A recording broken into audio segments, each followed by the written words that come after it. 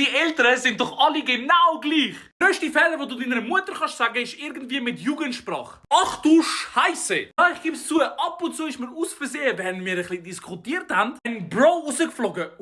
Achtung, meine Mami? Bin ich dein Bro? Bin ich dein Bro, ha? Bin ich dein Bro, ha? Ich bin deine Mami, ha? Hast du mich verstanden? Und dann ist irgendetwas Spanisches gekommen, dann habe ich sowieso verloren. Ich bin nicht dein Kollege, ich bin deine Mami. Du kannst so reden mit deinen Kollegen, wenn du so reden willst. Aber das ist mir egal. Mit mir redest du nicht so. Hast du mich verstanden? Hey, Junge, die Ansage sitzt. Holy shit. Hast du irgendwie so, ja, chill, ist alles gut. Was, ich chille? Was, ich chille? Ich chille jeden Tag. Ich mache alles im Haushalt. Ihr alle nicht. Willst du irgendwie 20 Minuten später siehst du am Aufräumen, willst du helfen? Nein, jetzt musst du auch nicht mehr kommen. Okay, ist ja gut. Ich kann nur fragen. Aus Versehen ist halt einfach Jugendslang bei mir rausgerutscht. Einer, den ich seither nie mehr wieder gesagt habe, ist chill mal dein Leben. Mein Leben ist gechillt. Ich kann arbeiten, 24/7. Ich bin am Putzen, am Kochen, das. Mein Leben ist gechillt. Ich habe zwar keine Freizeit, aber mein Leben ist gechillt. Ich lieb's. Du bist der sich gerade aufregt.